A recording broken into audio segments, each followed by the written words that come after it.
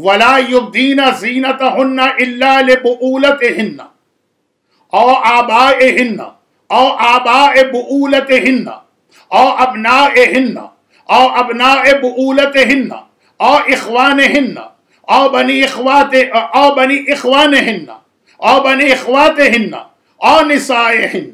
سورہ نور آیت نمبر 31. ترجمہ کیا؟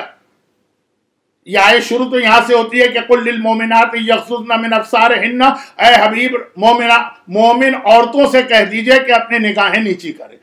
پھر اس کے بعد اب قرآن نے ایک لسٹ بتائی ہے کہ کن کن عورتوں سے نہیں، کن کن مردوں سے حجاب کرنا ہے ایک عورت کو.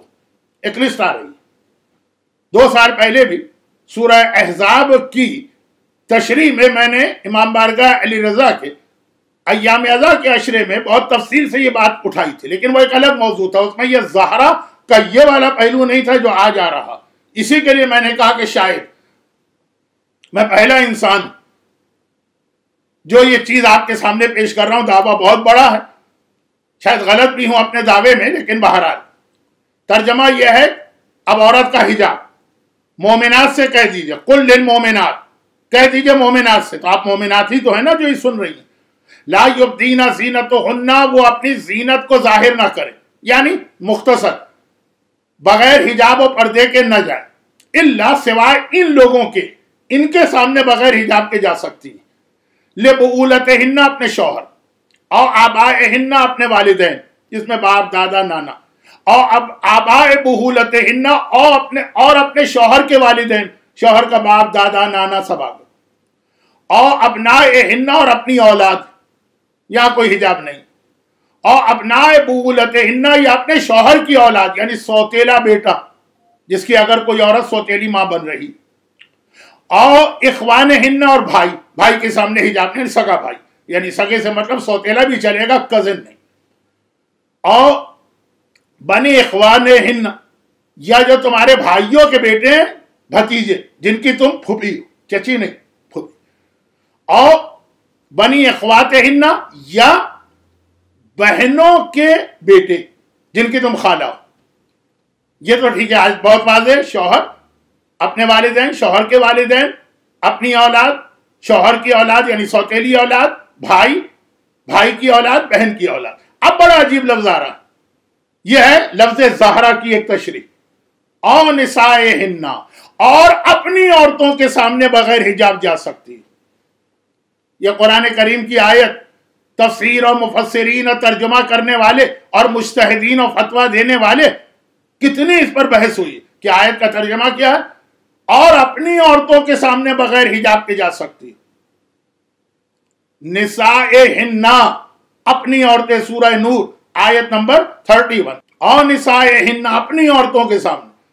اعتراض یہ کہ ہونا چاہیے تھا اور نسائن، اور عورتوں کے سامنے بغیر حجاب کے جا سکتی. عورت کا عورت سے حجاب نہیں ہونا چاہیے نا. قرآن نے یہ نہیں کہا کہ عورت کے سامنے جائے، کہا اپنی عورتوں کے سامنے بغیر حجاب کے جا سکتی ہو، یعنی دوسری عورتوں کے سامنے حجاب کے ساتھ جانا پڑے گا.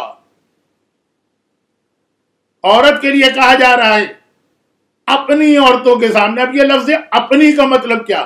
اس میں نے کہا نا ترجمہ، تفسیر اور پھر مجتہدین کا فتویٰ، بہت اس آیت پہ بحث ہوئی ہے. اپنی عورتیں، اب اس کے 2-3 معنی ہیں. میں اس وقت ڈائریکٹ فتوے کی بات نہیں کر رہا ہوں کیونکہ مجلس ہے، یعنی مسائل کا سیشن نہیں. سنیے، اپنی عورتوں کے سامنے، اس کے 2 بہت مشہور معنی ہیں کہ اس سے مراد ہے مسلمان عورت، غیر مسلم کے سامنے حجاب کے ساتھ جانا. اچھا یہ کہہ دوں کہ یہ عام حالات میں واجبات کا حکم نہیں، یہ ایک نصیحت ہے قرآن کی، لیکن ابھی اس کا ایک پہلو آ رہا. اور بعض نے کہا ہے کہ نہیں، اس کا مطلب ہے اپنی عورتوں کا مطلب اپنی جانی بوجھی، رشتہ دار، پڑوسی، سہیلیاں، ان عورتوں کے سامنے بغیر حجاب کے جا سکتی ہے، ورنہ دوسری مومنہ عورتوں کے سامنے بھی حجاب کرنا. اچھا اب یہ میں بحث میں نہیں پڑھتا ہوں کہ اصل ترجمہ کیا ہے، جو میسج ہے وہ پہنچانا.